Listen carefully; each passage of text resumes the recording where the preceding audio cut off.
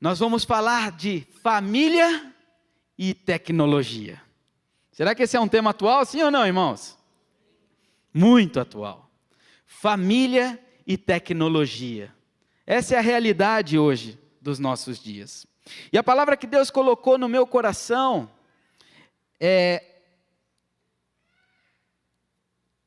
para começar falando hoje para vocês, é essa. Quando a bênção se transforma em maldição. Sabe, irmãos, a palavra de Deus diz lá em Deuteronômio 11, 26 a 28, diz assim: eis que hoje eu ponho diante de vós a bênção e a maldição. A bênção quando cumprirdes os mandamentos do Senhor vosso Deus, que hoje vos mando. Quando que vem a bênção, irmãos? Quando? Quando cumprirdes os mandamentos do Senhor. Porém a maldição, se não cumprirdes os mandamentos do Senhor vosso Deus, e vos desviardes do caminho que hoje vos ordeno, para seguirdes outros deuses que não conhecestes. Existe a bênção e existe a maldição. Nós podemos ter a nossa família abençoada, ou podemos ter maldição na nossa família. E aqui está o segredo. Se eu quero ter uma família abençoada, se eu quero que as bênçãos do Senhor cheguem na minha casa, eu preciso seguir aquilo que Deus nos manda conseguir. Mas, se eu fizer o contrário, a maldição também vem. Mas pastor, nós estamos na era da graça. Está tudo perdoado. Irmãos, está tudo perdoado. Jesus pagou um alto preço. E por isso nós estamos vivos. Mas o que Deus quer é a nossa fidelidade. O que Deus quer é que nós andemos no caminho que Ele tem para as nossas vidas. Estamos vivendo num momento onde tem bênção e maldição. E lá em Gênesis capítulo 13, você encontra a história de Ló. Quem foi Ló? Ló foi um homem, sobrinho de Abraão, filho de Harã. Harã, seu pai, faleceu, então, muito provavelmente ele ficou órfão de pai muito cedo. E acho que isso trouxe uma ligação muito forte com seu tio Abraão. Provavelmente, Abraão foi como um pai para Ló. E Abraão era um amigo de Deus, que andava com Deus. E por causa de Abraão, Ló foi muito abençoado. Quando Deus chega para Abraão e fala para Abraão: Abraão, sai da tua parentela e vai para a terra onde eu te mostrarei, Ló foi junto. E nós vemos a bênção de Deus na vida de Ló. Porque quando você vê a história, você vê que Abraão e Ló prosperaram tremendamente. Se tornaram homens muito ricos. Tinham muitos pastos, muitos gados, muitas propriedades. E era tão grande que chega um momento que começa a gerar um conflito entre os dois. Era tanta coisa que a terra ficou pequena para eles. Então os pastores de Ló e os pastores de Abraão começam a brigar. E a coisa acho que ficou tão séria que subiu o nível, irmãos. A ponto de Ló e Abraão começarem a ter desavenças também por conta disso. E eu acho que foi tão sério o negócio que Abraão chega para Ló e fala assim: Ló, vem cá, não dá mais. Não dá mais para a gente ficar assim. Não é bom que a gente fique brigando. Então vamos fazer o seguinte: se você for para lá, para a esquerda, eu vou para a direita. Se você for para a direita, eu vou para a esquerda. Acho que a coisa não foi tão simples assim. Então, Ló olha, escolhe a melhor terra, o melhor lugar. A palavra de Deus, se você vê no texto, ela diz que o lugar era tão bonito, que era considerado, parecia como se fosse o jardim do próprio Deus. E Ló vai, andando, até que ele chega à cidade de Sodoma. Então Deus, naquela cidade, uma cidade totalmente pervertida, totalmente fora do propósito de Deus. A perversão era muito grande naquele lugar. Então Deus decide destruir aquele lugar. Mas o nosso Deus é maravilhoso, amém? E ele chega para Abraão, antes de destruir, ele passa na casa de Abraão. E fala: Abraão, esconderia eu alguma coisa de ti? E ele revela qual era o plano. E quando Abraão vê que Deus ia destruir aquela cidade, onde o seu sobrinho, aquele que era como um filho para ele, vira para Deus e fala assim: Senhor, se 50 justos estiverem lá, o Senhor vai destruir? E o Senhor fala o que para ele? Não, eu vou poupar por causa desses 50 justos. Então Abraão fala assim: Senhor, eu já fui ousado demais. Se 45 forem justos, o Senhor vai destruir? Não. 30, 20, Senhor, se 10 homens justos estiverem lá, o Senhor vai destruir? Não, eu não destruirei. E por causa da bênção na vida de Ló, ele e a sua casa foram poupados daquela destruição.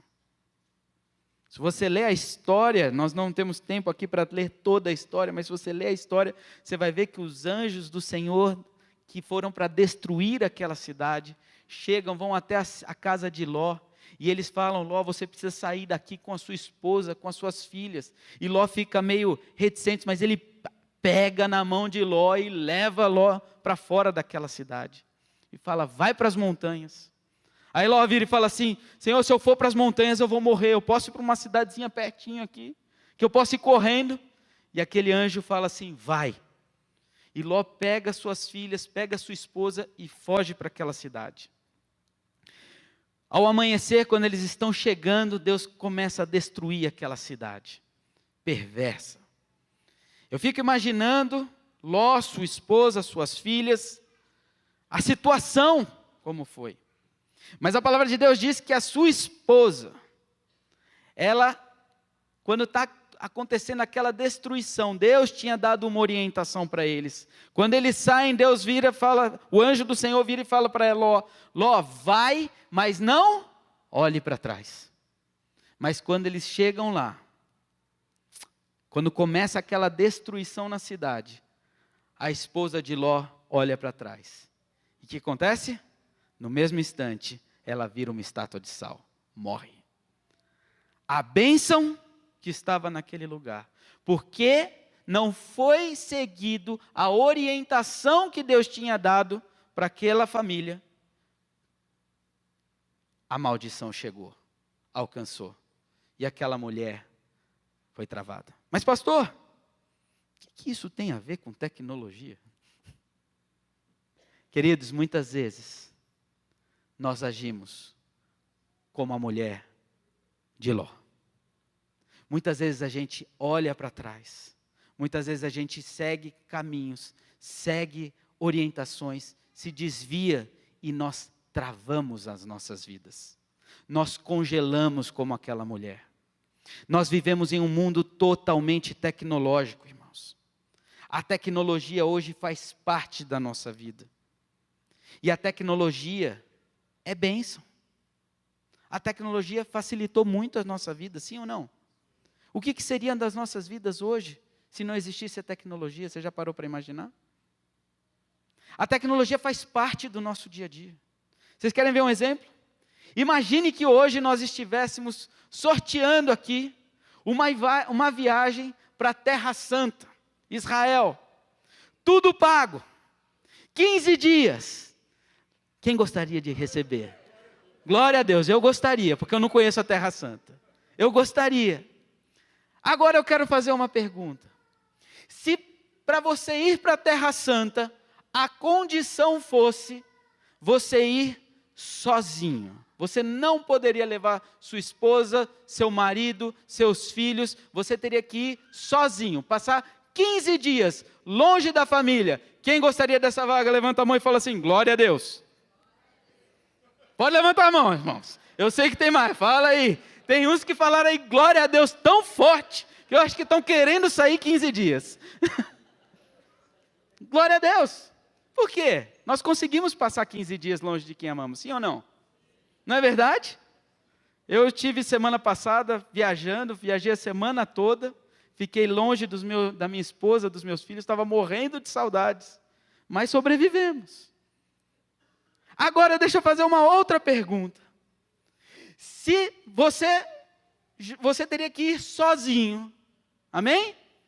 E muitos aqui falaram, eu iria, uns falaram, glória a Deus. Agora, tem mais uma condição. Você teria que deixar o seu celular e você não poderia acessar a internet, você não poderia acessar nenhuma comunicação. Quem gostaria de ir? Levanta a mão e fala aí, glória a Deus. Perdemos alguns soldados, pastor. Alguns ficaram pelo caminho. Olha que interessante, irmãos. Nós conseguimos passar 15 dias longe de quem amamos, mas não conseguimos passar 15 dias longe de um celular, longe da internet, desconectados. A tecnologia faz parte do nosso dia a dia. A tecnologia faz parte. E a tecnologia é bênção, irmãos. A tecnologia facilitou nossas vidas. Eu tive a oportunidade de viajar no final do ano com minha família. Deus nos deu a oportunidade de ir para lugares, conhecer lugares onde nós nunca tínhamos ido. Viajamos mais de 5.000 quilômetros rodando de carro. Irmãos, nós chegamos em todos os lugares que a gente gostaria. Por quê? Colocamos no GPS. O GPS levava exatamente onde a gente queria estar. E olha que fantástico. A gente parava e chegava na hora que dava fome. Estou com fome, pai. Ok. Olha aí no celular, restaurantes perto de mim. E você via N opções de restaurante. E eu vou nesse. E você sabia exatamente qual restaurante você queria ir. Pai, estou cansado. Vamos parar para descansar? Eu entrava no aplicativo de hotéis perto de mim. Sabia todos os preços dos hotéis perto de mim. Olhava as fotos, gostei desse, não gostei desse. Ai, gostei desse, olha a foto, está bonita. Vamos olhar a recomendação. Ih, a toalha é fedida. A cama é desconfortável. Não, esse aqui não presta, vamos para o próximo. Irmãos, olha como a tecnologia facilitou. Qual foi a última vez que você foi num banco? Faz 2 anos que eu não fui no banco. Só fui há 2 anos para abrir a conta. Eu lembro quando meus pais iam viajar, que eu tinha que ir no banco, todo dia pagar a conta. Pegava aquelas filas quilométricas. Como a tecnologia nos ajudou. Eu me lembro, pastor Roberto, das viagens com o vovô. Meu avô chegava no final do ano, juntava toda a família para ir para o Nordeste. Saía daqui 6 carros, irmãos. O carro não tinha ar-condicionado. Eu ia no meio dos meus irmãos. Aquele negócio apertado. Pai, estou com fome. Vamos ver o que tem pela frente. Parava no primeiro restaurante que tinha, irmãos, podia ter mosca, podia ter o que fosse, a gente comia. A hora que batia o sono, parava para ir dormir e toca a gente procurar hotel. Saía tio Boris, tia Nancy, para ir negociar. Entrava lá, não tem quarto para todo mundo, vamos embora. Ia para o outro, não tem quarto. Conseguimos o quarto, agora o preço está alto. E era assim, irmãos. Como é que a gente sobrevivia sem a tecnologia? Por que eu estou falando isso? Porque a tecnologia ela é bênção. Ela é bênção na nossa vida. Mas, se nós não tomarmos cuidado, ela pode se tornar maldição na nossa vida.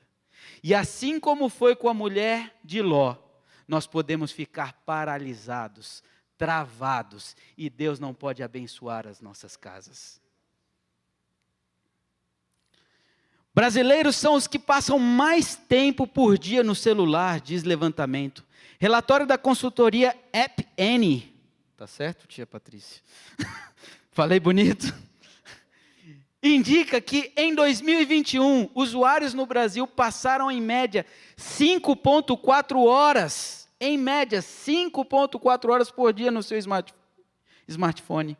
Entre aplicativos sociais, entre os aplicativos sociais, WhatsApp e TikTok têm os maiores tempos de uso. Irmãos, a moeda mais preciosa que existe hoje é o tempo. Mais valioso do que dólar, do que euro, do que criptomoedas, é o tempo. E Deus é tão bom que Ele dá 24 horas para todos nós, independente da classe social, independente do país que você mora, independente de quem você é, Deus dá a cada um de nós 24 horas do nosso tempo. A pergunta é, como nós temos investido esses tempos? Muitas vezes eu me pego preso num celular. Quantas vezes meus filhos, pai, vamos fazer isso, e eu estou aqui, preso no celular. Quantas vezes a gente passa horas e horas e horas e horas conectado numa rede social e esquece de viver o tempo real com os nossos filhos. A gente vive correndo, vive atarefado, todo mundo passa, eu não tenho tempo, mas abre o seu celular, depois em casa, vê quantas horas você gastou hoje no seu celular. E você vai ver que você tem tempo. Quantas vezes nós passamos horas e horas no celular e não temos tempo para estar na presença do Senhor? Louvando, adorando, tendo um tempo de meditação com Ele. Quantas vezes nós vamos para a cama, e eu falo isso nós, porque muitas vezes eu faço isso, quando nós poderíamos estar na cama, pai, mãe, filhos reunidos, buscando a presença do Senhor, fazendo um culto devocional, orando pelos nossos filhos. Queridos, é bênção, mas se ele for mal usado, ele pode se transformar numa maldição. O tempo gasto nas redes sociais, quando exagerado, pode causar intoxicação social, com desestímulos, sensações de exclusão e desânimo com a própria vida, evidenciados pelo excesso de comparações e falta de experiências reais. A análise é da professora Valéria Barbieri, da USP. Eu estava lendo uma pesquisa do próprio Instagram. O Instagram falava assim, 80% das fotos que são postadas no Instagram, elas são alteradas, não são reais. Ou seja, fake news. Você olha, aí a mulher olha aquela mulher, aquela amiga, aquela conhecida, na praia, com aquele corpão, tudo perfeito. Aí ela olha, minha irmã, é fake news. Ela gastou 4 horas para conseguir a foto perfeita. Depois mais 4 horas editando a foto. E aí você gasta 2 minutos olhando para aquela foto falando, meu Deus, ela está assim, eu estou assim. Fortes.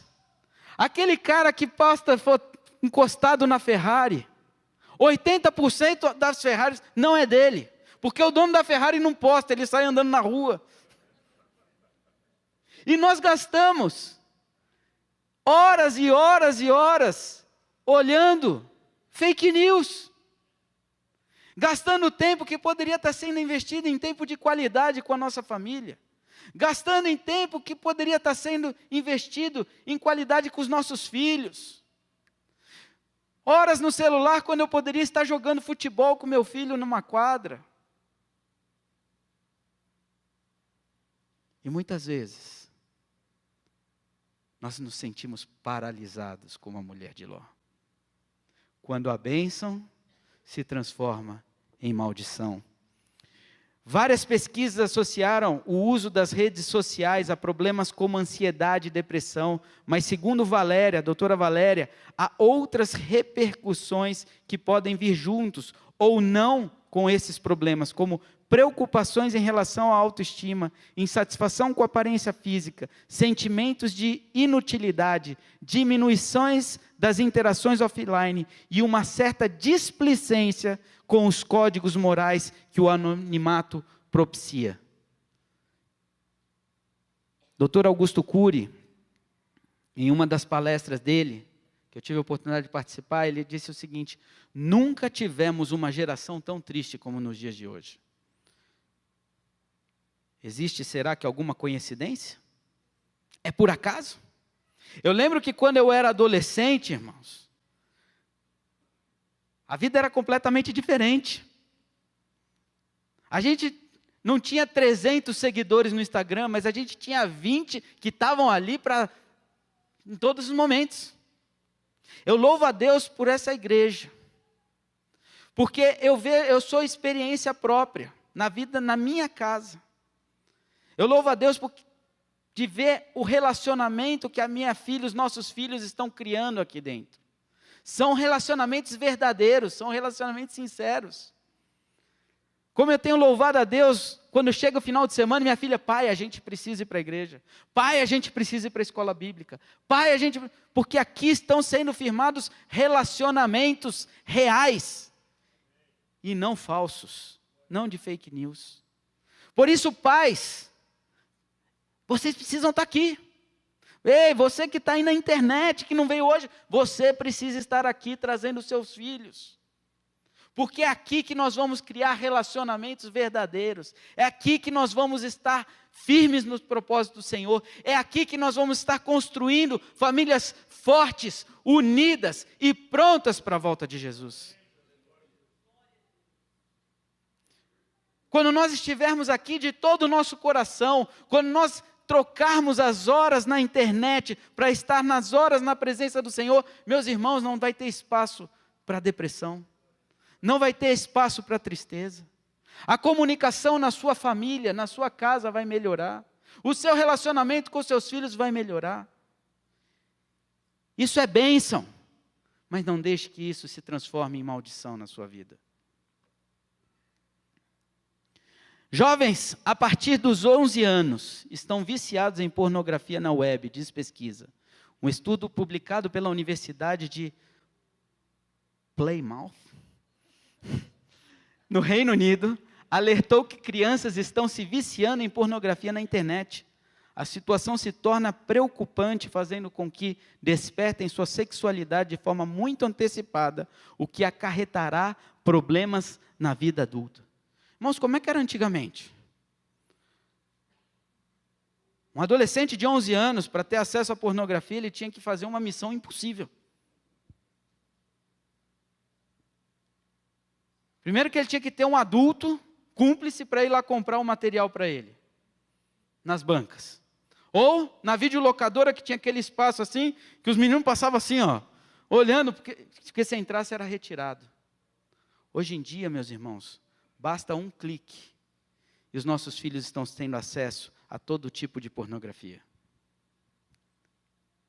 O que a tecnologia facilitou para tantas coisas, a tecnologia também facilitou para a maldição entrar nas nossas casas.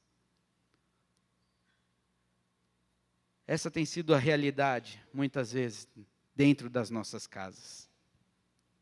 Basta um clique, meus irmãos, um toque nesse celular. O que é bênção pode se transformar em maldição. Quantos homens, quantas mulheres estão viciadas em pornografia, estão tendo relacionamentos virtuais, dormem com suas esposas, dormem com seus maridos, mas existe uma cratera no meio, separando, dividindo. Um toque nesse celular pode ser a chave para abrir a porta da sua casa para o inferno. Um toque nesse celular pode ser a maldição entrando na vida dos seus filhos através da sua vida. Um toque. Essa tecnologia, que pode ser tanta bênção, pode se transformar numa maldição. E nós ficarmos travados, paralisados, como a mulher de Ló. Deus tem promessas para as nossas vidas, meus irmãos. Deus é Deus fiel. Deus é um Deus de amor. Deus não quer que sua casa seja destruída. Deus não quer que o seu casamento seja destruído. Deus não quer que seus filhos abandonem o caminho do Senhor. Mas muitas vezes, por descuido nosso, como pais, nós deixamos, com um toque, a bênção se transformar em maldição.